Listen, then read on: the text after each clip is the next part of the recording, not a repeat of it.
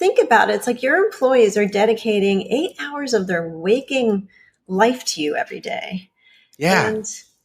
And I think some, the bad bosses like think now, so thusly I own you for those 8 hours. You know what I mean? And oh, you need thanks? Well, the money is thanks. I pay you. And that's just not fair. It's just not humane. It's like if you're going to be kind enough to like dedicate 8 hours of your day to making websites, like it's like I have to like support you in return. Like I need to give you the opportunity to have like as much of a fulfilling life outside of work.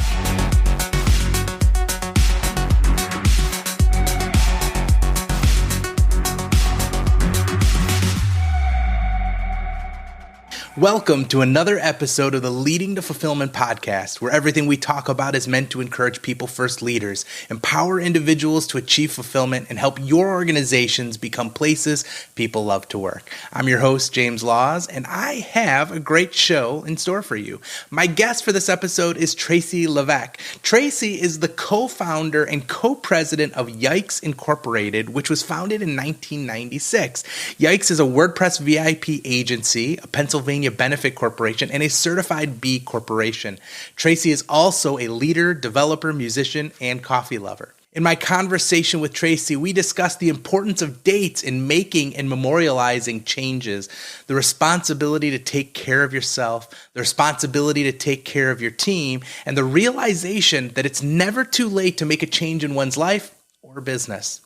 But before we get into all of that, I want to invite you to subscribe to the Leading to Fulfillment podcast in your favorite podcast tool. We're on Apple, Google Podcasts, Spotify, or you can watch us over on YouTube. And if we aren't where you normally like to listen, please let me know so I can correct that. Important to note, you can always head on over to circles.com, that's circles with 2 I's, and subscribe to our newsletter, and there we'll let you know when every new episode drops, as well as send you original and curated content on leadership, managing teams, and finding fulfillment. Now, let's get on to the good stuff with my conversation with Tracy. Tracy, thank you so much for agreeing to be on the Leading to Fulfillment podcast. I really appreciate it. My pleasure. Tracy, it's funny, and I mentioned this to you before the show. When I was getting ready to do this podcast, I was making a list of, at first I realized I don't have an audience. And so it's not like I'm able to give guests a lot of lift initially on this show. So I was like, I need to ask people who are just kind, giving, generous people who want to get their message out any way possible and ask them. So I started to make a list. And of course, you were on my particular list. And then you sent out a tweet at the end of the year on the 31st, talking about a bunch of changes.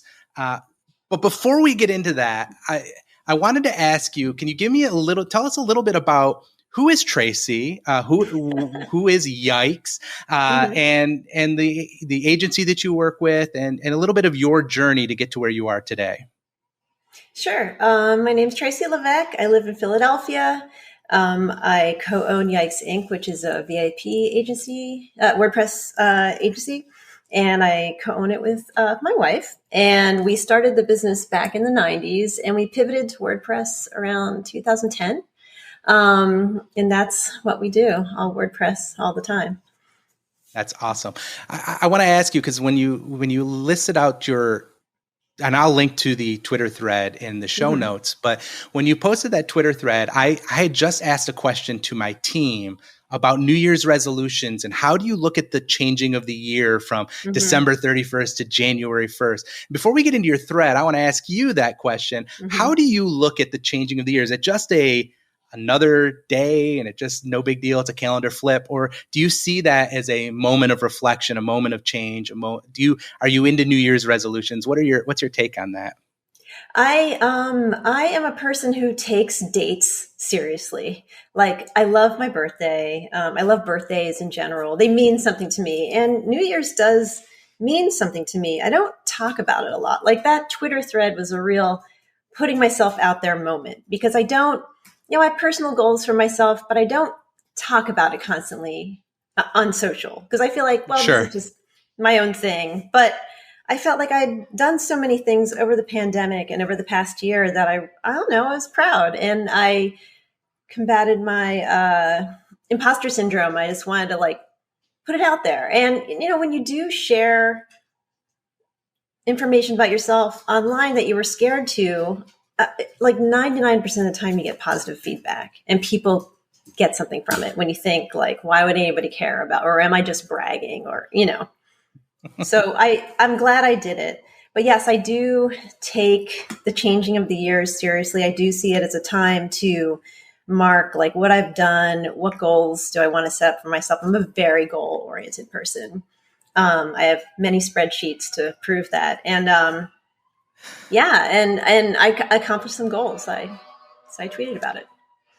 I appreciate that. I think we're kindred spirits in that, because I have habits that I'm always trying to increase and improve on. And in those habits, I have a spreadsheet. I track it daily, and how am I doing, and what percentage of my gold habits did I accomplish today or this month. And so I appreciate the spirit of that. You made a lot of changes in 2021. Like, I reading through that list, there was a lot, and they may not, you read that list and you might look at it and think, well, this isn't, but it's actually, it's a lot, because it's, in a lot of ways, it's against the flow of what we're kind of inundated with every single day. What was the catalyst? What was the catalyst of making those changes? Like, what caused you to sit there and say, I need to make some changes, and now is the time? I'll start with the easy ones. Like fitness in general. Like I had a really good streak going to the gym before the pandemic hit. And, I'm 51 now, and I'm like, I have to take fitness seriously. If I want to live a long life, I have to like stay, healthy. So, because everything hurts now. Like you breathe and it hurts. You know what I mean? So, you know what I mean? It's like you're at the age where like I did nothing and I'm in pain. So I'm like, okay, I want to keep up with fitness, and it's important to my wife too. So we do it together. We go to the gym together. And then the pandemic hit, and then I also had a really huge project, and just the staying at home, being afraid to go outside, working like I go to an office, like I'm at my office now. I leave the house and I go to an office and work. I really need that separation of work and home. And being home all day, I would look up and it was 9:00 and I'm still working. I didn't have that action to transition from work to not working.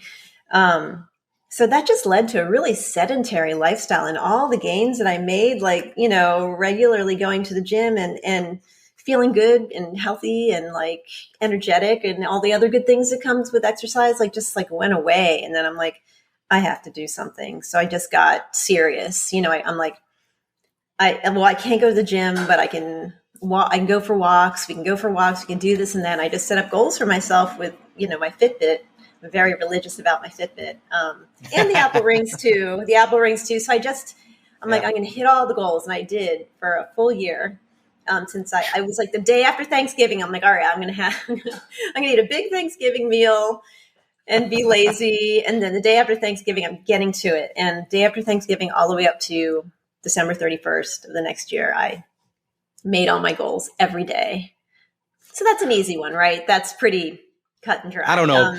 I mean, you say that, but like I read that and I'm like, I find it hard to close all 3 of my rings 7 days in a row consecutively. And you did it for an entire year. That is amazingly, seemingly impossible. That's awesome. Oh, thank you. And then, another thing with the phone games, like I didn't like how it made me like disgusted with myself. Not to diss phone games. Like games are great. Not to diss gaming in general. Sure. Like, games are awesome. But I just found myself like it's addictive. Like I would play this. I can't even remember what the name of the game was. But it was one of those matching games. You play on your phone, and I realized I wasn't paying attention to the world around me because I love television. And I'd be playing it while watching TV, and I really wouldn't be paying attention. I wouldn't be paying attention to my kid. I wouldn't be paying attention to my wife. And like I just disgusted myself. So I'm like, I just deleted it off my phone and quit. And I have to say, of all the things that all the behaviors that I've tried to change over the last year, that was the hardest one. It was because you Yeah. have that when you're sitting idle, when you're sitting, you have this like kind of itch to do something. So you take out your phone and you do whatever. And that was the hardest thing to quit. But now I know it's like, but it took a few months, but a couple months maybe, but I don't think about it at all anymore. And I like it. I like being more of aware of like the things going on around me and feeling more That is like a connected with the world. Absolutely. And that is one of the tough ones, right? That's actually, when I Mm-hmm. think about it, that's one of the ones I think is like counterculture that we deal with. And it's not just the games, it's the notification Yes. fatigue, it's the alert anxiety, as I call it. It's like there's so much of it. Those of us who I used to be in Slack, I'm not anymore, but if you're in Slack, it's the constant pings, it's the Yes. red dot that beckons you to open it and see to clear the unread messages. And Mm-hmm. our phones, our lives have become one big Skinner box that's just like Mm-hmm. click the thing, do the thing, clear the notification, do it. Yeah. Yeah. And it does pull us away from the world around us, and we lose touch with all the things that are happening. And I thought that is another one of those impressive things. I have done that, and I don't have any games on my phone anymore, Mm-hmm. except every once in a while, my son wants to put another game on the phone so he can play it. But beyond that, I try to keep him off. Mm-hmm. But I do fall into that. What has been overall the impact of some of these ultimate changes? I mean, because it's that you took up the ukulele, if I Yes, remember I do. correctly. Ukulele lessons, playing ukulele. I picked up ukulele a few years ago and kind of dropped it, but I'm a drummer, like uh, by, since fifth grade or whatever. So that's an instrument that I know how to play well, but like, I really love stringed instruments and I've always wanted to learn guitar, ukulele or something. And so then we had a fire at our house and I vowed to myself when we're back in our house, I'm going to start ukulele lessons, going to learn the ukulele. I'm going to do something for myself because I feel like I don't do a lot for just myself. Like I have a side project that I do with friends that I love doing. I love spending time with my family and I love working too. I do love what I do at work. And going to the gym and whatever, but like just for myself, like no one else. And that for me, that was the music lessons. Very cool. What would you say? Because you made a ton of changes, and you said which one was the hardest, right? Getting the games off of your phone. What was Mm-hmm. the one that had the biggest impact? What is the one that you feel like, looking back at them, this was the one that had the hugest impact on your life and your business, on whatever? I will say stopping drinking. So I know that this is a big, heavy topic, and I am not anti-drinking at all. Like I'm not like Sure. I think it's evil or bad, or I don't judge other people who like to drink. Like, but I just found that especially during the pandemic. Remember, I was saying how you didn't like. I had a hard time knowing when to transition. You know, Yeah. from work to home. Well, guess what's the instant transition? Alcohol, so it's like, okay, now I'm going from during the height of the pandemic, it's like, okay, it's coffee time. Now it's alcohol time to stop working. And pandemic levels of drinking was just like off the chart. And, Yeah. it made me a bad parent. It made me a bad partner because I can be like an angry argumentative guy when I'm Are you drinking. are you an And angry drunk? Is that what you're saying? I can be sometimes. Yeah, definitely. Especially, parenting's so challenging. And so like, and kids just know how to Sure. push those buttons, Hmm. so I would just like, it was a lot harder to contain my anger Your when drinking. control, And right? Your control yeah. And also, I'm half Asian. So like, I'm also, very affected by alcohol. My mom's allergic completely. Like she can't drink at all. And Oh, so I really? would always feel crummy. It made me feel bad every time, like the next day or even that night. And my sleep was terrible and it's expensive. And then we did dry January and that was okay. And then, but the thing is when you do dry January and then February 1st rolls around, you go right back to like Hmm. drinking a lot. And then my wife discovered this thing called the Naked Mind. Um, and Annie Grace, and she does this thing called the 30-day alcohol experiment, where you experiment not drinking, but you also watch her videos every day. It's completely free. You don't have to like join a group, or you don't have to like talk to other people. You don't have to like talk about your feelings or anything. All right, I might check it out then. And it's just like she mindfully goes through all of these beliefs that we have about alcohol and says, like, is it really true? Like, alcohol relieves stress. Well, actually, it releases all these stress hormones in your bloodstream. Like, alcohol makes you relax. Well, alcohol actually really disturbs your sleep, because like when the alcohol starts to leave your bloodstream, your body reacts with like other hormones to like kind of balance yourself out again, and it messes with your sleep. It's like, have you ever had, drank a lot and then you wake up at 3 a.m.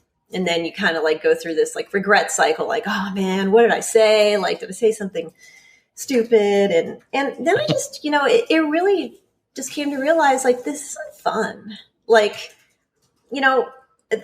like the fun that comes with alcohol is not that super fun. And the thing that was interesting about the alcohol experiment is that I would do something like go to a party where you think, oh, a party can't possibly be fun without alcohol. But I went to a karaoke party for a karaoke birthday party for a good friend. Something where, you feel like, oh, you have to drink to do karaoke. And I didn't. And I had a blast, I had a really good time. I didn't have any like regret about like, did I say something stupid? And then I was able to drive home, like all the karaoke equipment, and I felt fresh as a daisy in the morning, like when I'm sure everybody else was, was not, so. And also I don't mind being around drunk people. It's like not anything like that at all, Sure. so that doesn't like get on my nerves or anything. Like, I still have lots of fun. I'm like, oh, you can have fun not drinking and you feel better. And I feel like after like a couple months, I just felt like so much more energetic, better sleep. I just felt better overall. And I'm like, you know what? I think I'm just going to keep doing this, And if I remember correctly, so you've made the commitment now. You're going to try to be no drinking at all for the entire year of 2022. So yeah, my wife and I sober decided, year. Yeah, we decided to do that. And I have to say, not drinking at all is way easier than moderation. Moderation is a lot of work. It's a lot of energy goes into moderation, a lot of planning, a lot of like thinking about it. I'm like, and it's not worth it at the end of the day. You know what I mean? Yeah. So yeah. Well, that's awesome. That's been the best and probably the most, I don't know, controversial, because like tech can be a very drinking culture. Oh yeah, absolutely. And I don't want to come off as like I'm judging other people like for their choices. Like, not at all. Like, if you enjoy it, that's great, Yeah. But it is kind of a big deal, I guess, to not drink. It's weird too, right? Because Mm-hmm. on one level, we want to be accepting and inclusive, and if you want to drink, you drink. But for some reason, it almost feels like the stigma not to drink is looked frowned more upon than the stigma of drinking, right? It's almost Definitely. this kind of weird reverse culture that I'm not much of a drinker myself. I casually drink when I go out to eat with a few friends, but it's like one drink and I'm done. Like, I just don't like drinking that much. Yeah. One drink and I don't need any more than that. But I have friends who drink much more than I do, and there's always people who drink always want everyone to drink with them. Like, have another drink, have another drink, have another drink. Like, nah, I'm okay. Gotta be accepting on both sides of that. But you're right, in the tech industry, the tech culture, drinking is so much a part of all of our social gatherings. Every after party is at a bar and has whether it's open or not, right? It's just like, that's just what we do.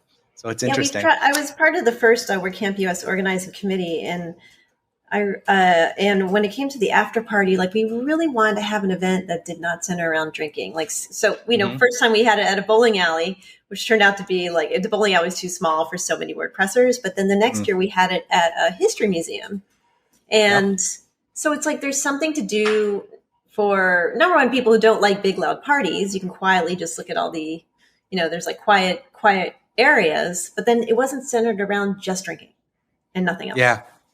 And I think the benefit there too is, like, at most of these events, you're wanting to network and get to know people a little bit deeper. And just in a noisy bar around alcohol, you just can't do Mhm. that. Everyone's yelling over the band or everything else that's going on, and it's just not enjoyable. I know I actually Mhm. I stopped going to after parties for that reason. I was just like, I don't want to lose my voice tonight trying to yell over to somebody who's only 6 inches away from me and I have to Right, right, yell right, for them to right. hear me. Mhm. How has, with all of these changes and how it's Mhm. had an impact on you, how has that transferred and say impacted your team? How do you take what you've learned from that experience and impart that? Because I know from your website, a Mhm. big part of your culture is work-life balance. Yes, It's definitely. in fact under your philosophy, it is the biggest of everything that's laid out. Mhm. So how does this come into play with actually how you lead your team and how you impart that same kind of grace and wisdom to your team? Well, the drinking thing, like we used to have like a little bar set up in the office. Not a lot of people are coming. Nobody's coming to the office right now after Omicron, but Sure. like, and I'm like, you know what? That's not cool. Like, that's actually not. If somebody just quietly, like doesn't want to share with everyone that they don't drink, but or this is what we're doing in our office. So we removed it. We took it out completely. So I think it's just healthier to keep that out of the workspace. Like, why? Yeah. Yes. I mean, it's like, I could see now how that tech culture of alcohol seeped into even our little office, and that's not cool. So that's gone. Um, I think this pandemic has just been so challenging for everyone. And no, I didn't talk about this part. Like this, this is separate from like the changes I made in my life, but I think it's just seeing how folks have dealt with the pandemic and how everyone is different and everyone has different levels of either needing social interaction or not needing it, and just trying to be really emotionally aware and in tune with how everyone on my team is dealing with this, and what can me and I do to make it better. And also just understanding that everyone is different, and something that makes one person feel better doesn't make another person feel better. So you have to like adjust and pivot and also accommodate for all kinds of personalities and, you know, I guess people's emotional needs. And, you don't think of that in a business. You don't think of your work as being like a place where there's room for that, but there has to be, especially with what we're going through. Yeah, I think you said it, and it's like when we sometimes think like our businesses, when we look at our companies, when we look at everything, they are all people. Like our Yeah. businesses are made up primarily of people. Forget your product, forget your services, forget your logo and the swag and all the stuff. Mm-hmm, What mm-hmm. makes your business is the people that are in it. Right. And as leaders, I think we sometimes kind of lose touch of the humanity of our businesses, and the Mm-hmm. pandemic certainly has opened a lot of people's eyes to that. And you see it every day. You're like, man, so many different people in my company, and they all are responding so differently Yeah. to this event. And you start to realize like we gotta we gotta figure out, how do we take care of them? Like Yes. how do we make Yes. this an environment where they can survive this Mm-hmm. pandemic and we can still be a business that succeeds and thrives? Mm-hmm. And that's Like not always easy.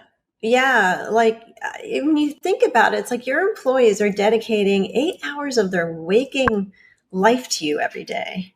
Yeah. And and I think some, the bad bosses like think now, so thusly I own you for those 8 hours. You know what I Mhm. mean? And oh, you need thanks? Well, the money is thanks. I pay you. And that's just not fair. It's just not humane. It's like, if you're going to be kind enough to like dedicate 8 hours of your day to making websites, like it's like I have to like support you in return. Like I need to give you the opportunity to have like as much of a fulfilling life outside of work. Like you need that freedom to like take off if you need to not feel like you have to put on a face at work if something bad happened that either happened to your community or your family or something. Like, I don't want to feel like people have to not be themselves at work. Or certain people feel like they can't be themselves as much as other people can at work. And so it's hard, it's like you really, and I mean, I'm sure me and I make mistakes too. No one is perfect, but like, I just Sure. really try hard to be as empathetic as I can and, give people freedom to, do what they need to do to attend to their life outside of work. Yeah. Like during that, when it was like really deep towards the end of I can't remember, maybe the summer, like, and, just like, another year in the pandemic, like we just like made everybody take vacations. We're like, if you have not taken a vacation yet, please take a vacation, Yeah. And some people they need their arms twisted a little bit. Cause I think also in this pandemic, you just like, okay, what year is it? I don't know. What day is it? It's day 5,000 of like, 20 million, and they're just like head down, not leaving their houses and just like working all the time. And that's not healthy. So we It's had not. yeah. It's funny because you said something kind of adjacent to this. It's like when we think about our team, I always try to keep this in mind. I mentioned this, I think, in a previous episode I was recording, is that like our businesses in a way are the product for our teams. Like, as a leader, I kind of think about like, yeah, my team serves a product to our customer, but I also serve a product to my team. I need to take care of them and I have to serve them well.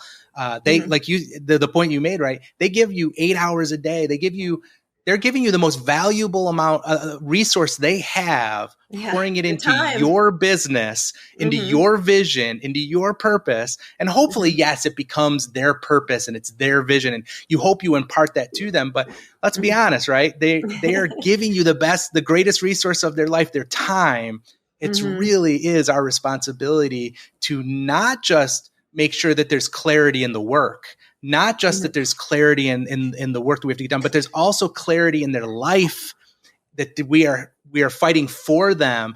Whether, I tend to call it work-life integration or you call it work-life balance, however you frame it, the idea is we want you to have the best and most fulfilling life. I look at it this way. When my team gets to the end of their day, I don't want them to feel used up. I want them to feel full. And that's what I think of when I think of fulfillment. At the end of the day, I want to feel full. I don't want to feel like I depleted myself. I want to feel like, man, doing what I did actually filled me up in the process of giving out. And it was a fair exchange. And you're right. There's a lot of bad bosses, if you will, that just use that time as it's time you owe me. I've given you this money and you will do and push as hard as I expect you to. And that's all you get from me. And also beyond logic, like I have some friends who are being forced to go into offices when they're able to do their job just fine remotely. It's like, what is the point? What are you forcing people to come to the office for? Like, what do you get from that? Is it more productive? Is it more, it doesn't make any sense. It's control. Yeah. Well, I think what it comes down to too is the leaders that want to pull people back in the office have a wrong measurement of whether or not their companies are successful. And what I mean by that is a lot of times, and I felt this way, I resisted going remote. We went in 2019, we transitioned to distributed, and I was an in-office business up until that point. And in 2019, right before everything happened with the pandemic, as if we foresaw this thing coming, we switched to a distributed team. Everyone went to their homes. We got rid of the office and made the transition. But I resisted it for so long because I fell into the trap of seeing kind of people at their desk and seeing activity and hustle and bustle and busyness felt like progress to me. Oh, we're making progress. Everybody's in their seats, sitting in front of their computer, doing work. And I started to manage activity and not progress, not objectives, not outcomes. It was just activity and busyness. And I think a lot of managers call people back in their office because I want to be able to see that you're working. And if I see it, I assume we're doing well. Instead of saying like, no, we have clear objectives. These are the Yeah, things we're we've trying to met our accomplish. deadlines. We've like shipped, XYZ. It's like our clients are happy. Like, those are, was it results only workplace row? Right. That's how we measure how well we're doing. And that's how I measure like what I expect from employees. It's like, make your deadlines, be stay open minded, be willing to learn new things. And be nice to your coworkers. And you know what? I don't care if you like have to take off to do whatever, or, you need to take like a mental health day or whatever it may be. I don't need you to punch a clock. I just need you to, do good work. Absolutely. And that it's that idea of the flexible work schedule. And that's what I think about is like work-life integration, right? It's like, nobody wants work and life really balanced because I want life to win every single time. I Yes, want to agreed. schedule work around my life, not life around my work. And so I don't, whether it's people who try, we try to do it with like the 4-day work week, which I think is also a broken idea because my life doesn't happen only on Fridays. So I can't, that doesn't do me any good. Sometimes my kid has a field trip on Wednesday afternoon or Wednesday morning. And guess what? I'm not working that morning. I'm going on that field trip and chaperoning and being a part of my kid's life because that's what's important to me. And and here's the thing, we all went into business because on some level we were looking for fulfillment. We were looking for flexibility. We were looking to shape and make our own lives. And the people who work for us want the exact same thing. Just because they're not looking to start their own business and they're looking to work for somebody else, it doesn't mean they don't want fulfillment and to be able to shape their lives, their perfect lives for themselves any more than we did. And so I think of it as a leader, it's my responsibility to try to give them the very thing I want so that they can feel fulfilled at the end of the day. And right. And, autonomy, like involvement with decision making, transparency, so important. Like, I don't want to feel like Tracy and Mia are like, secretly pulling levers. It's like when there's a big decision, like we bring it to the team, and I don't know why, but some clients think that that we're like going to hide information from our employees. Like, no, like we're, I think transparency is super important. Great. And for people to feel like they have a say and also that their ideas are listened to and incorporated. Yeah. I think also a lot of business owners the bad ones, that like we talked about before, they just don't, they think they know it all and they don't want to hear new ideas and they're threatened by new ideas, to be honest. Me, I'm like, give me all the new ideas, I'll be the first to admit that I don't know the best way to do something or I'm not, familiar with the newest way to do something. It's like, I want to hear it. It's like, bring it up, bring it to us. If it works out and everybody agrees, okay, then we'll incorporate it into our workflows. And people feel like, oh, I contributed, like I'm listened to, like I'm taken seriously here. I'm not just a coder, a code making robot, And that's the thing, right? It's like, on a team, everybody wants to be heard. They don't have to have their ideas always be the ones that win. They don't have to win every argument, but they need to be heard. And they have to feel like when they share an idea that it was deeply considered and weighed among all the other data that we have. And that's it. I mean, it's just decency, right? Like, I heard you, you're a human being, you have good ideas, let me hear it. And I will weigh it with everything else and we'll figure something out. As we kind of transition and start to wrap up, I have kind of one last question. It comes to the end of your thread.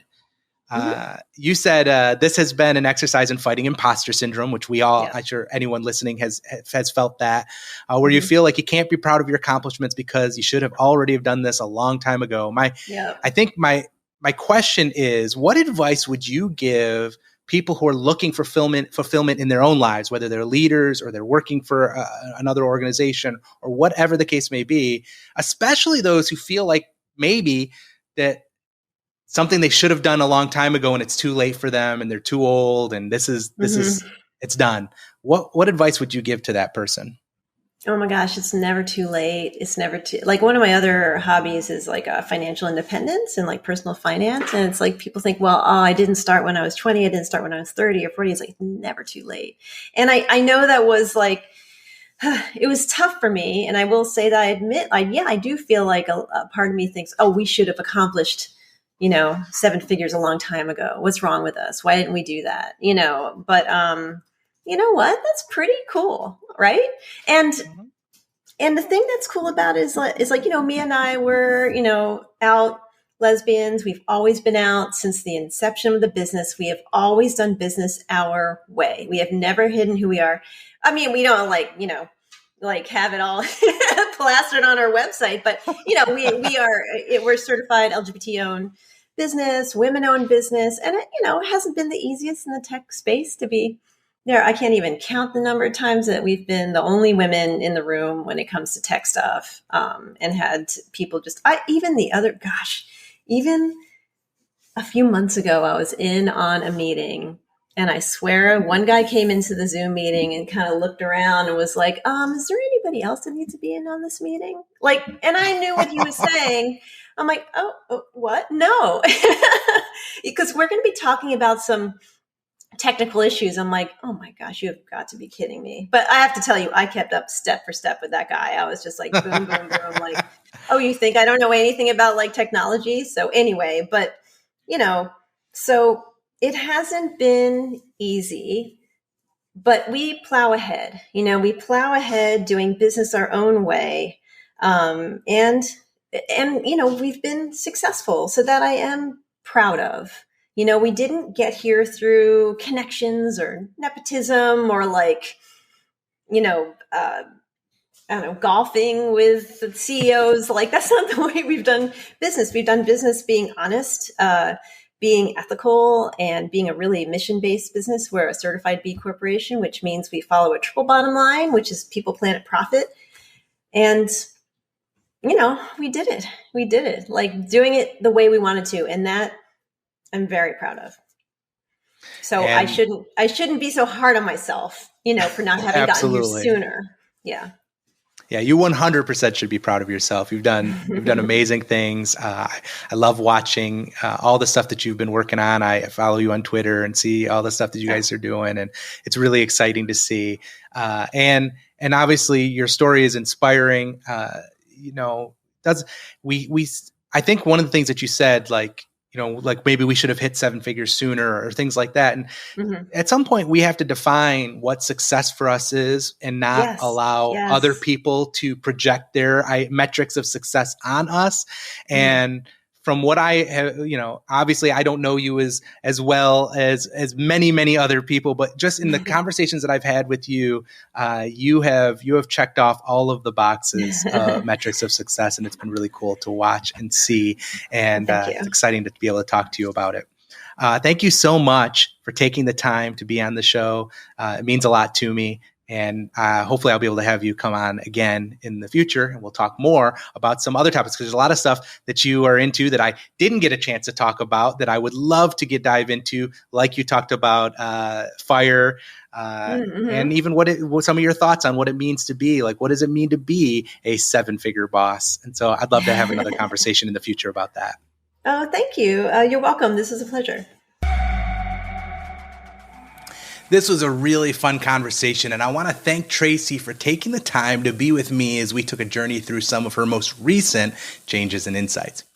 Everything we've discussed, including the full transcript of the show, is available over on our website, and you can access it anytime by visiting leadingtofulfillment.com/005. Not every change you make has to be as dramatic as quitting drinking completely or closing all your Apple rings every single day of the year.